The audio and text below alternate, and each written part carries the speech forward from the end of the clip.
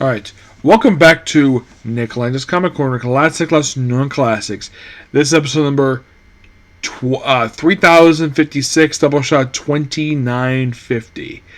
I had to basically do some editing with the episode titles for the last few episodes because I was noticing, wait, the numbering has been off here. So I had to look back, basically. Oh, I tried to know what was wrong. So the Comic Corner numbering was off. The Nightwing episodes, the Doubleshot was off. Because again, like 5 or 4. I'm like, wait, what the heck is it supposed to be 6? So I fixed it. So what about that? So we got 2 DC trades here. First up from Green Lantern, the 5th and final Showcase Green Lantern book ever released. Showcase presents Green Lantern Volume 5. Yeah, they never released another one after this one. Nope, they never did.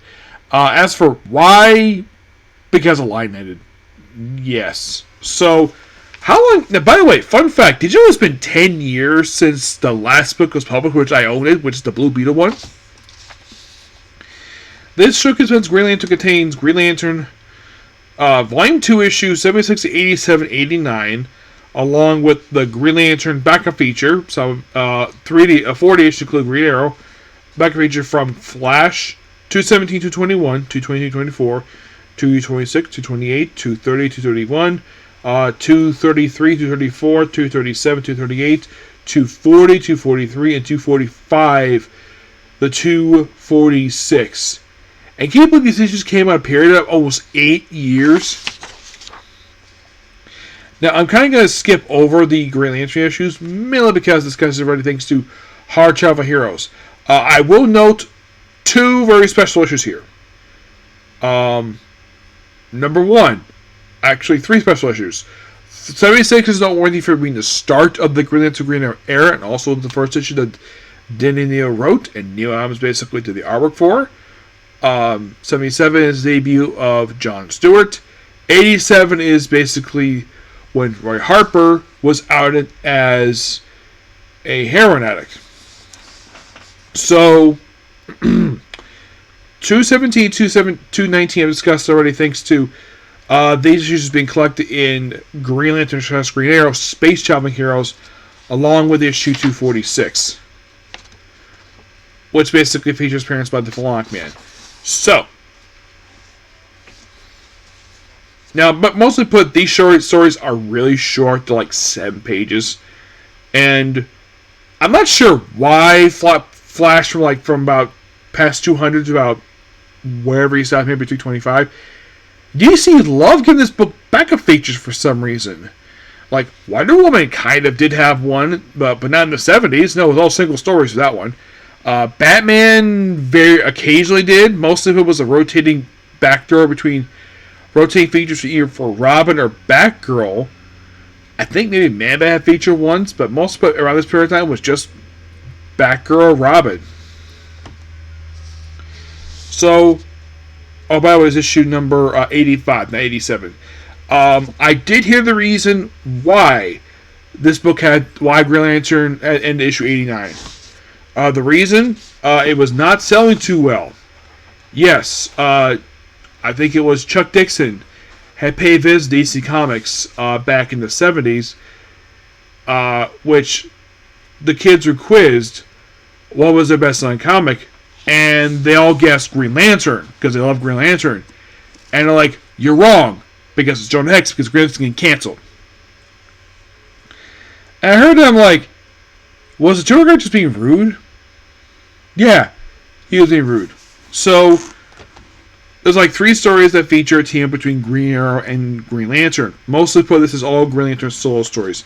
Denny O'Neil mostly does basically the writing here. He is pretty much all he writes every single issue.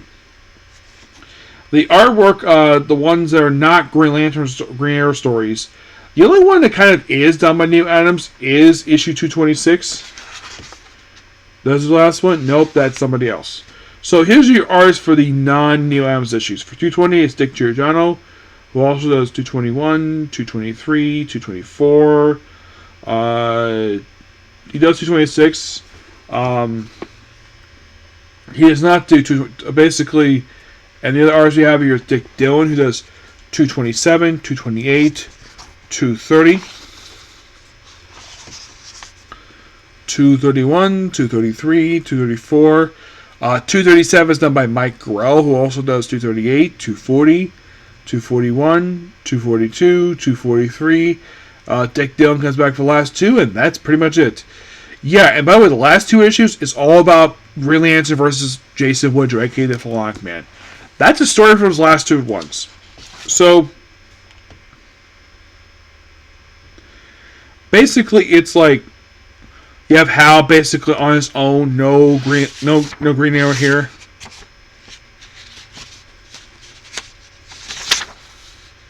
Yeah, Green Arrow is not in these stories. Basically, they want to do him on his own. He deals with some aliens on Earth. And these, like I said, these stories are very short. And by the second story, basically, how he was still on leave, apparently for 2 years. So basically, go back on duty, deal some cases. There's even a recurring plot thread here for several issues here of him with these various tasks sent by the Guardians to be fully recognized back being Green Lantern again. So it's kind of like Denny O'Neil was trying to bring the character back, mostly. And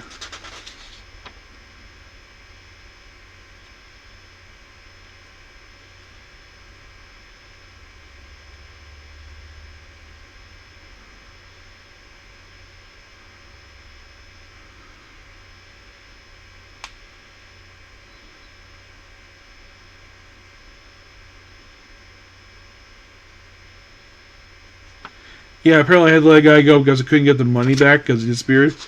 But they do. But here's what: did they find the money? Yeah, they do, because apparently the guy was lying.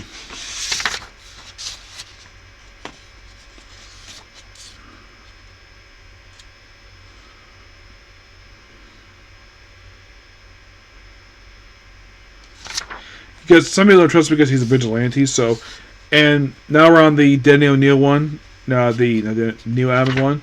You can tell by the artwork it's basically Neil, just by the way his face is drawn. Yeah, that's the late Neil Adams, who I've met.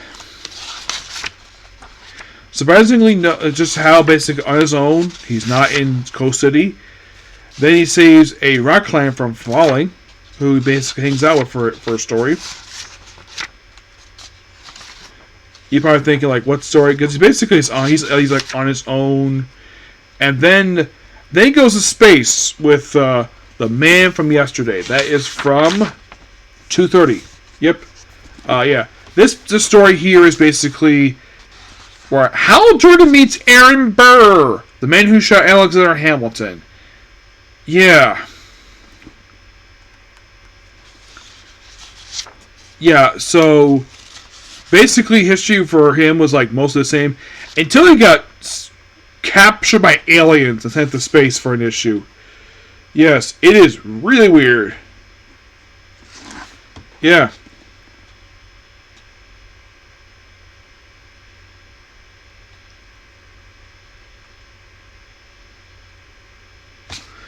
Yeah, they do kind of explain this the very next issue. It's a quick two-parter with the whole thing of how they explain.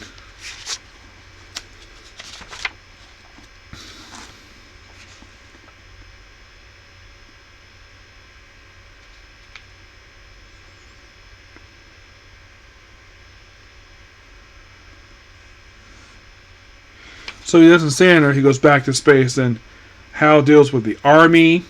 Yes, he deals with the Army. Because of course he does.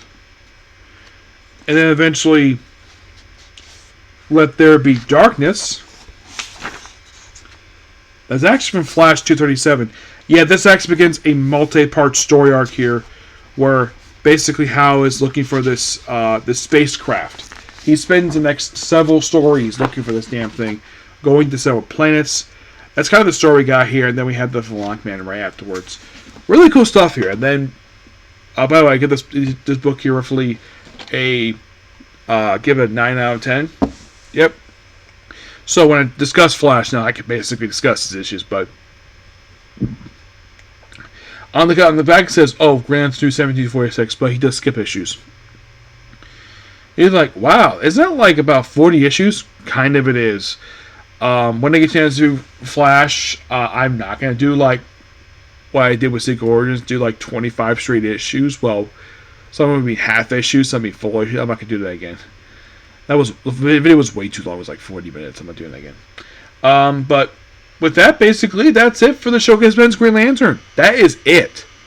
Yeah, no more. Of course, yes, I have reviewed the very next stuff that came after this, which was Space Shopping Heroes. So, when I discuss Green Lantern now, I can now do more of his second volume. Starting with issue, I think it was like 106, I think it was. Let's see. It is issue number 105. Yes, I'm going to start with that one. Yep. Starting with issue 105.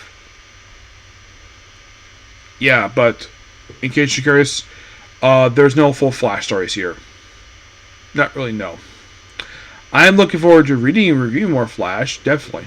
Oh, yeah, definitely. I'm definitely looking forward to it. Alright, so next up we have is Superman! The Adventures of Nightwing and Flamebird. You think, wait, Nightwing? You mean Dick Grayson? No. Completely different character. This character kind of predates Dick Grayson being Nightwing. So you can think of Dick Grayson as more like the second Nightwing, but he's the first publicly known Nightwing, per se. Though his identity is not publicly known, basically people know him as Nightwing. But this Nightwing, he is just basically, he's from, basically the whole thing of this one is basically stories for him and Flamebird, who's a guy, not a girl. There is a female Flamebird who was Batty Kane, who was the niece of the original Batwoman, who became Flamebird in the late 1990s. And she apparently really wanted to be with Dick Grayson for some reason. Not sure why. So mostly put, these are the stories of these two guys. That is Nightwing, and that is Flamebird. You look at this guy like, wait, that's Nightwing? He looks like Batman. He's a Kryptonian. He's from Biosif Kandor. This one collects stories. There's no subtitle book. This was the original Nightwing and Flamebird. Yes, there was stories for these two names used in the late 2000s for the I believe it's for Action Comics. I think it was it was Action Comics where Chris Kent, Superman's adopted son, who was the son of General Zod, became Nightwing, and he had a partner named Flamebird, who he was in love with, who later died at the end of the feature. Yeah. So these are stories from Superman Family, which was a book that continued from Superman's pal Jimmy Olsen's, where the number came from. So Superman Family issues 173 and 183 to 194. And these are published from 1975, 1977, 1979. Yep. So, the opening story is one, The Menace of the Miracle Monster. It's a Jimmy Olsen story. It has nothing to do with... Now, the next one does feature them, per se. They do get backup features one for 184. But this is by Carrie Bates, art by Kurt Softbanger. This is also Death to This Computer. They're by Paul Kupperberg and Carl Potts, who also became editor. And then you have these stories here, written by Paul Kupperberg, or by Ken Lager, which are called Beginnings, Journey to the Center of Nowhere, The Battle with Bizarre Brain, Here Be Giants, Crime Lord Kandor, Fight with Ramsel Fiends, The Sealed Room, The Ordeal of Act 4, Target Van Nee. I believe Act 4, this is the real name of, I think it was Nightwing and Flamebird was Van Nee. And the last story is Showdown, which Paul Kupperberg wrote the story, but Marshall Rogers the artwork. Yeah, this was basically where Jimmy Olsen becomes Flamebird for a story. And the whole thing is all about Jimmy Olsen, where this whole thing with this one is the best way, originally like the way the story is that Superman and Jimmy Olsen became Flamebird and Nightwing for this one story.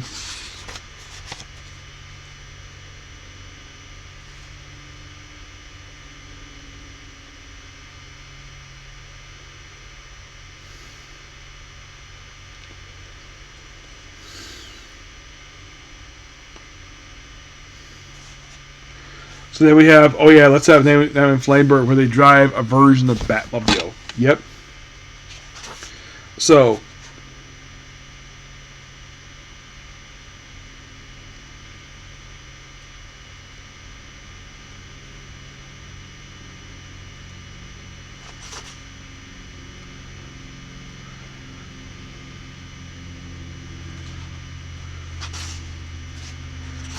I thought the story was so cool, and then it leads into a story. You have the proper Nightwing and Flamebird, where they take on frickin' Brainiac. I'm like, that's cool. Death is computer.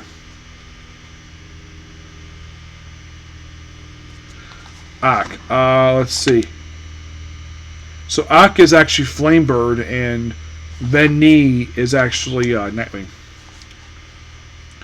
So the whole thing is basically like the start of their feature, which is a year-long feature. Like, Brainiac is the first bad guy they fight, which is really cool. And of course, fighting several rogue archers. They never go outside Battlestar Cantor. It's basically their Avengers of Battlestar Cantor.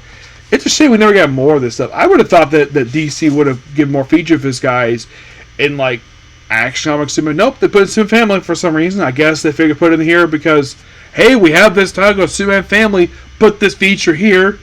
Instead of putting it, I don't know, in Action Comics. So we have Beginnings is basically kind of how they came together with the second story of how they first became a team. So I think in the case of the first story, it's kind of come out of retirement, and then first stories and second story is how they came together, and this one basically just another story with them.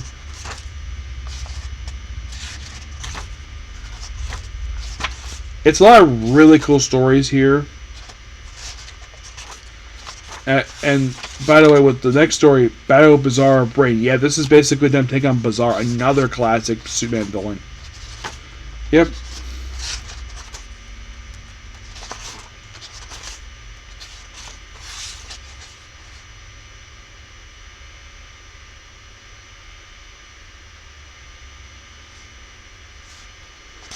And of course, they work with Superman, obviously. And of course, basically, that he shakes hands basically with Jimmy Olsen, who was posing as him.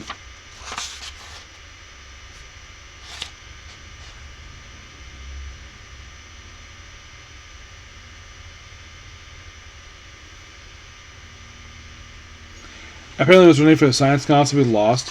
And then, of course, you have a true crime boss here. Probably a version of, like, not Black Mask. I would think maybe, like, Tobias Whale. So basically, them fighting crime. And then do the Museum of Eternity, which is still cool. We have Superman still appear here. What looks like General Zod has escaped the Phantom Zone. Yep, he has. He has escaped the Phantom Zone because the Phantom Zone criminals here. Yeah. And I just gotta love these stories here. They're fantastic. I love these books. Get this a 10 out of 10. This book is amazing. I really wish DC would do more with the classic Flamebird and Nightwing. I think, if I remember correctly, they did have these guys die in the Convergence tie-in. You're thinking, really? Did that Convergence tie-in? Yes, they did for some reason. Don't know why, but they did.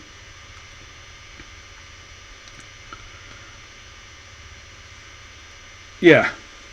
But if you're curious about where Nightwing came from, like the name, like the name itself, like in post-Crisis, was first mentioned in Nightwing Year 1, of Superman telling the story about Nightwing and Flamebird, and that's how he came named Nightwing for him. But this book, so cool. I love this book. Yeah, so that's pretty much that particular review. Please be sure to like, comment, subscribe, turn notifications, and do not hit that dislike button. Next up, the last 2 episodes of Why There's No Memory in This World. Okay, next video. Bye.